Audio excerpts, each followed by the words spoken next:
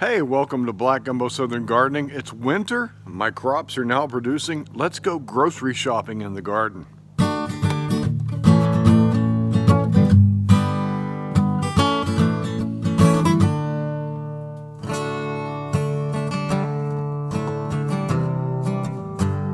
I have in my hand most of the seeds that I've planted in my garden this fall.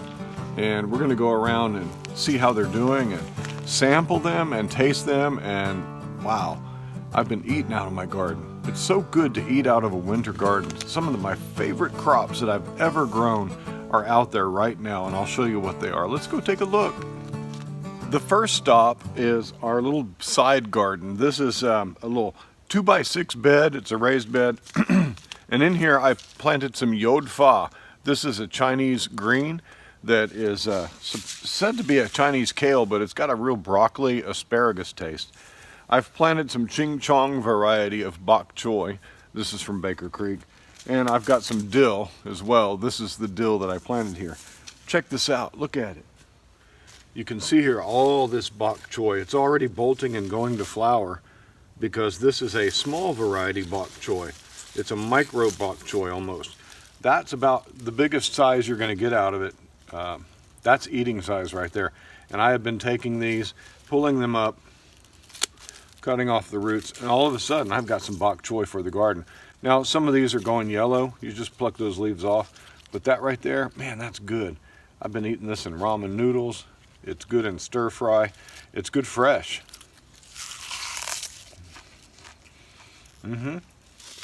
Now this right here is my yod fa. And it's supposed to be grown until you get these florets and flowers. And I don't have any of those yet, but I have been eating it. And let me show you.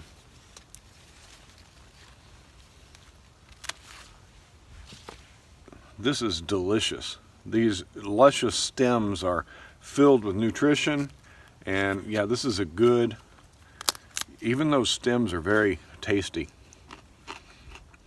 Wow, that's a very broccoli asparagus type flavor. More to the asparagus side. This is a very good green. I like this a lot. Let's try the leaves.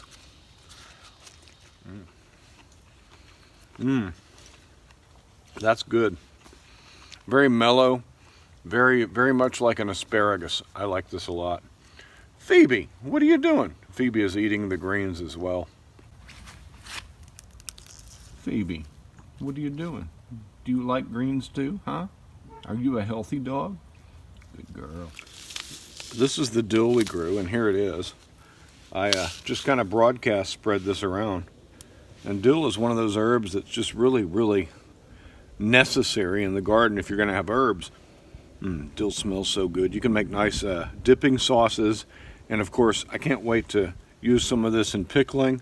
I'm going to have to pull this out and dry some of it, though I'll probably let this little patch of dill grow well into the summer and let it bolt. But at that point, I'll be able to pickle some cucumbers with this stuff.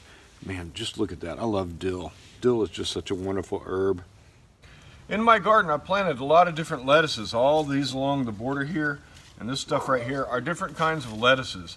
And I've put it in about 8 different kinds of lettuce in my garden, and I can just go and pluck here and there. And some of this is just really good to just eat right out of the garden. It's just lettuce. And I've got so much of it that I'm not going to be able to use it all. Now the frost has knocked back a little bit of my lettuce, but for the most part, I planted 8 varieties, and most of them are doing just fine. Little frost damage on this red lettuce here, but yeah, there's a salad right here in my garden. These kind of leaves, this kind of lettuce. You can eat it right out of the garden. Now this one, red velvet, I got at Seed Savers Exchange. This lettuce is beautiful. Look at this stuff. This deep red leaves. I mean, that's awesome. Look at that. In a salad, this gives you all kinds of color and beauty, and it's a romaine type leaf. That's lettuce. Doesn't have that chlorophyll flavor. I like that. Now I've ringed my garden in all these holes of the cinder blocks with a lot of this lettuce. And you can see it makes a beautiful addition to the garden. It makes the garden look pretty, lovely, and I like that. I like a garden even if I'm not going to eat all of it. I'm going to use all of it, either eating it or compost, but I like it to look pretty too. And some of this lettuce is just stunning. It's actually very beautiful and tastes good too. Just ever so slightly a hint of bitterness, which can offset some of that sweetness and some of the other lettuces you might make a salad with. So yeah, we've got a veritable salad out here. The lettuces we grew this year are these red velvet, Aunt May's Bib, which is a butter crunch type lettuce, doing really well. We've grown some actual butter crunch, but not too much of it. Most of it's that Aunt May's Bib. There's a radish that snuck in there. We've grown this red romaine, very nice lettuce. This is the one I just enjoyed, this red salad bowl. Man, this stuff is pretty cool looking. It really is a red blast in the winter garden. Spinach, we'll move that aside. And turnips. Oh, and we grew 3 heart. Very good lettuce, this 3 heart. I gotta go deal with dogs. Okay, having dealt with dog issues now. 3 heart lettuce. Man, this has been a really good performer. All of these lettuces I planted in a video, and I invite you to go watch it right up there. I'll link it to you. It's really easy to grow lettuce, and in the winter in zone 9A, that's the perfect time for it. Now, right here is one of my favorite crops to grow. This is Perpetual spinach. It's a Swiss chard, but it tastes like spinach. Now, the thing about this stuff is the leaves are the edible part, including the stems. Really good for juicing. Tastes like spinach. Good earthy spinach taste. Man, I love this stuff. The thing about this Swiss chard though, this Perpetual spinach, it's not quite as creamy as a true spinach, but it has the same flavor. It's probably got more juice though than a traditional spinach.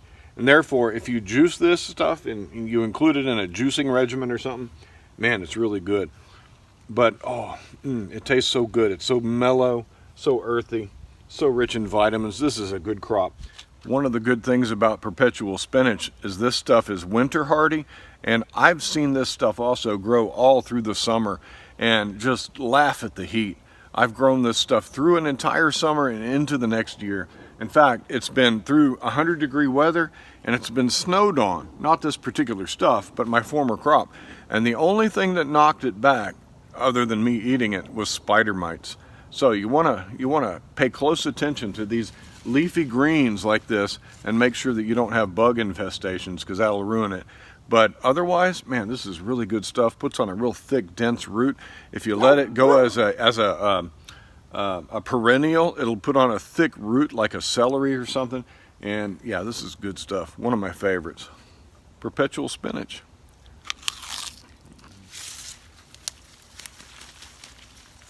Radishes. Oh yeah, look at that. Wow. There's another one. Wow, look at that. That's awesome. Right here I have my black radishes, and it's a little early to pull them, but I pulled a few to show you. Look at those black radishes. These are a Spanish variety, and they're as black as night. In my other side bed next to my porch, this is a 2x6, I have some French breakfast radishes. These have been delicious, and I have been picking them every morning when I come out into my garden to eat peas and harvest radishes. And so I might not have any in here. Let's look around.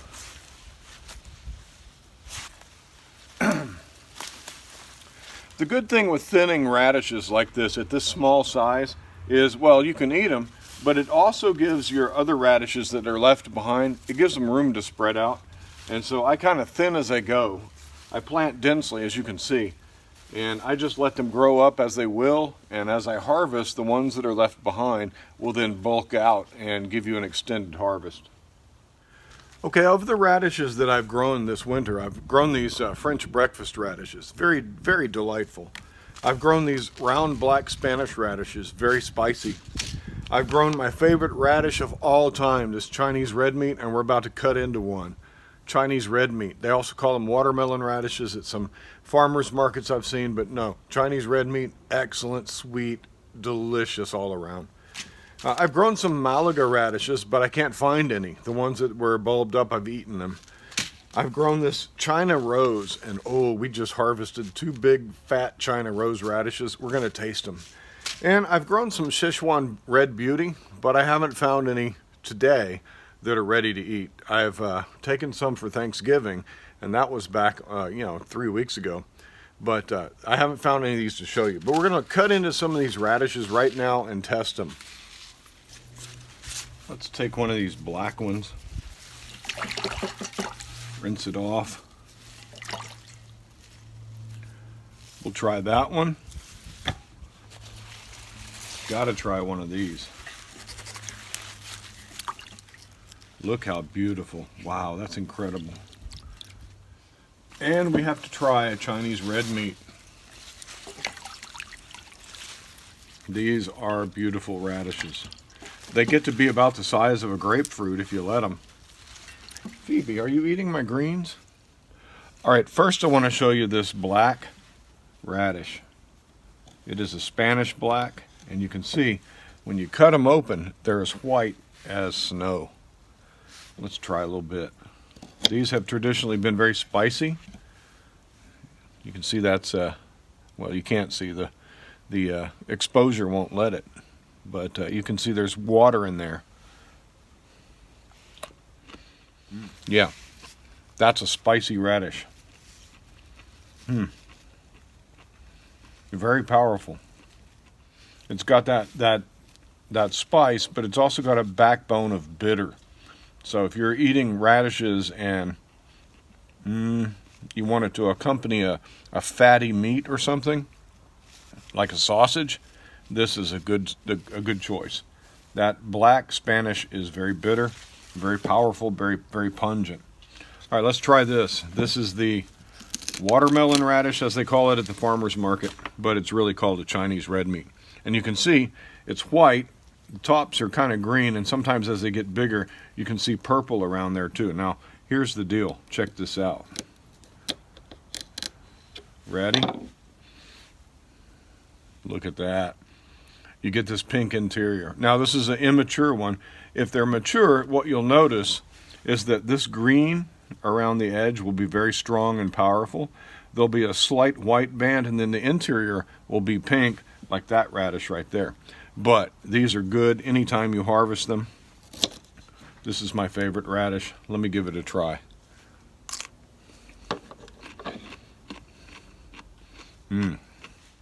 There's a little bit of spice, but there's a real sweetness to this radish, which it makes it popular. To roast this radish, all that sweetness is going to caramelize, and you're going to have a real nice dish. So Chinese red meat, that's what they look like when they're mature. That's what they look like when they're immature.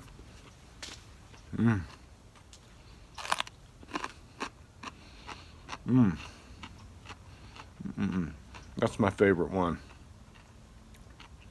We have one more though. Let's take a look. Okay, we're going to take a look now at this Chinese, what do they call it? China rose? Yeah, China rose radish. Let's cut this one open. Awesome. Look at that. Beautiful white inside. Let's take a taste. I'm just going to take a little wheel. There's a lot of moisture in there, a lot of water. And if I press on it, water comes out. Let's try it.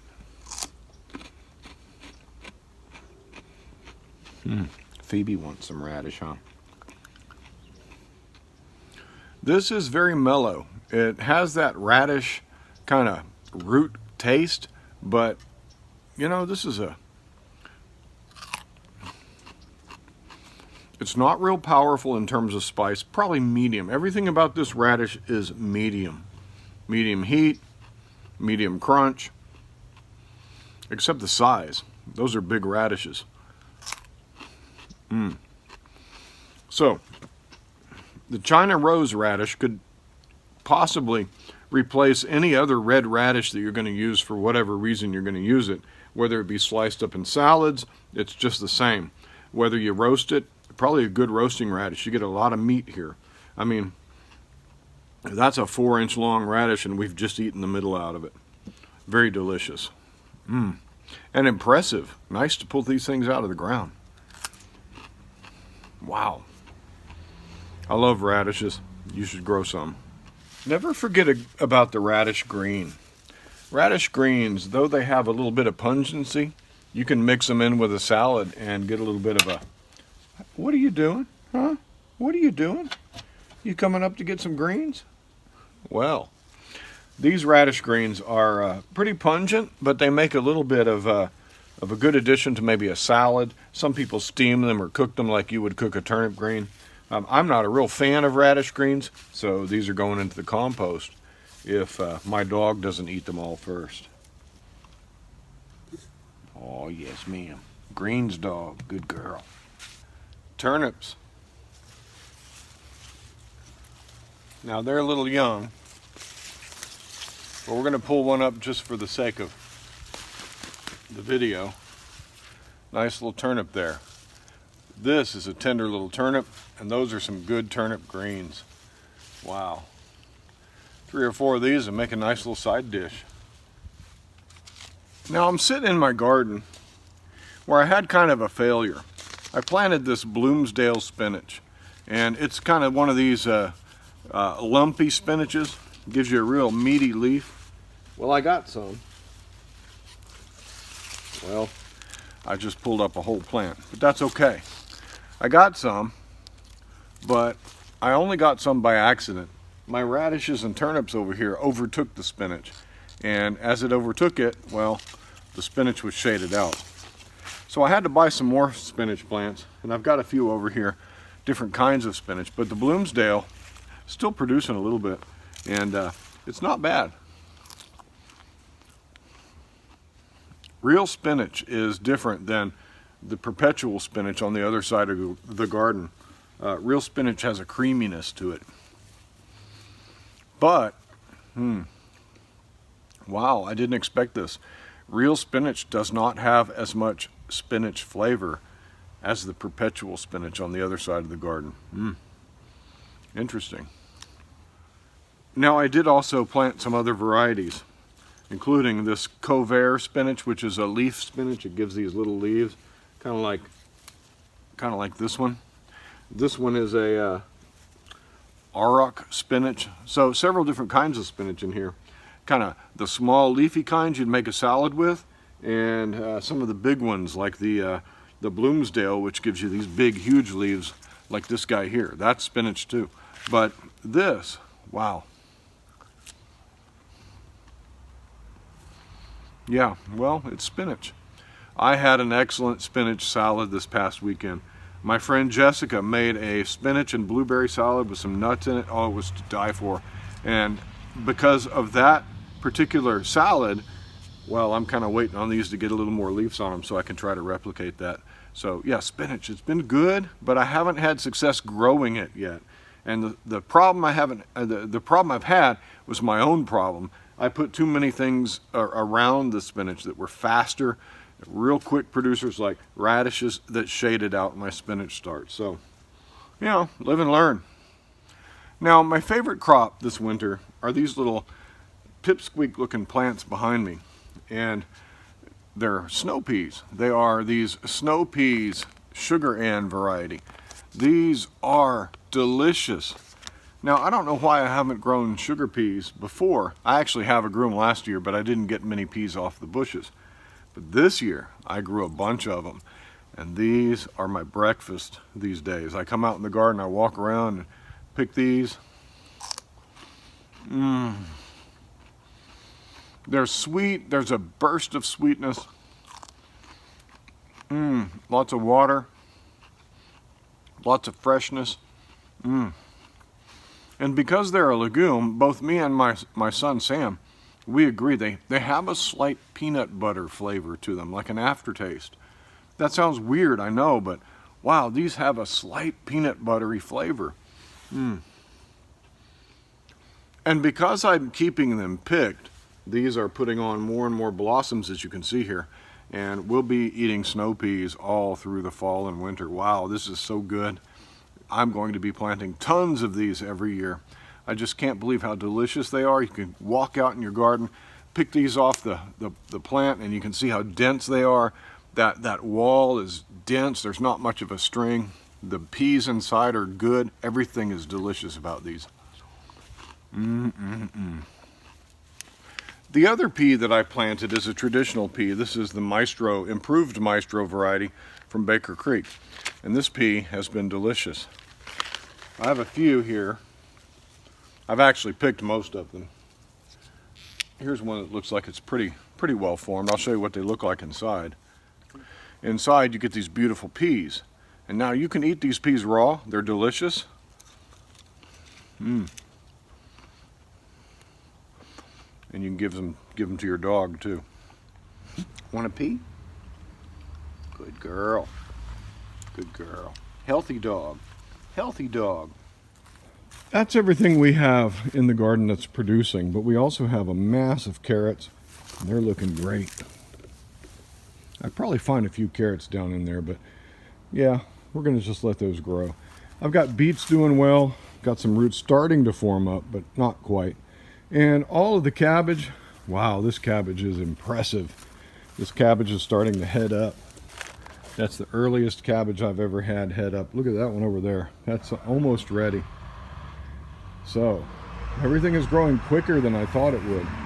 I do have mustard greens growing in the path, and that's bonus food. The kale, this is ready to eat. It's been ready. Look at that. That is kale, good stuff. But we don't care for kale, even in soups. Oh, it's all right in a good Italian soup, especially that dinosaur kale. I grew some last year, that was good. But most of this is destined for my son's house, where his geese will eat this. They love kale. And that's one way I'm going to get Donald, my son's guard goose, to like me again. All right, we've got some other things here. Big mustard green growing, ready to harvest leaves. Not enough for a meal yet. That's just one plant. These are volunteers from the summer garden. I've got some collard greens growing here. That one's in a pot.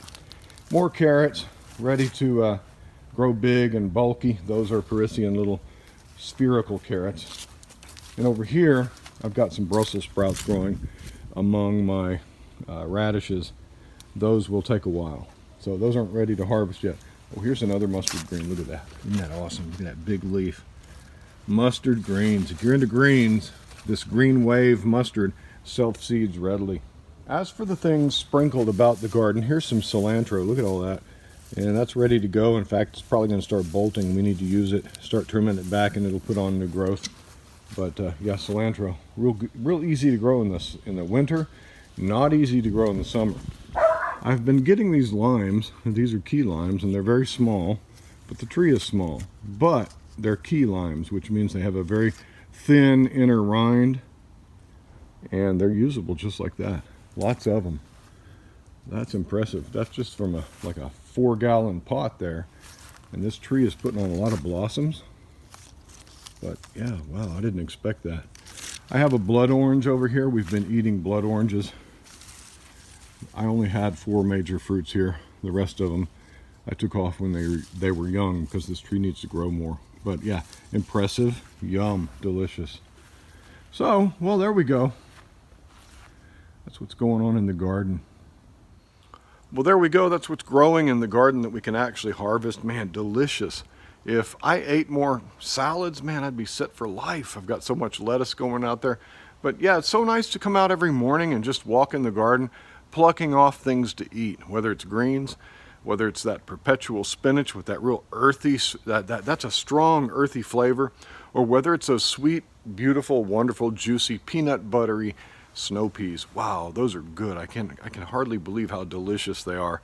And I can't believe I haven't grown them every single year. So I will be growing those every year. Snow peas. Hey, thanks for joining us on Black Gumbo Southern Gardening. Like our videos, share them if you found them useful, hit the thumbs up, and we'll talk to you next time. Happy gardening. Bye-bye.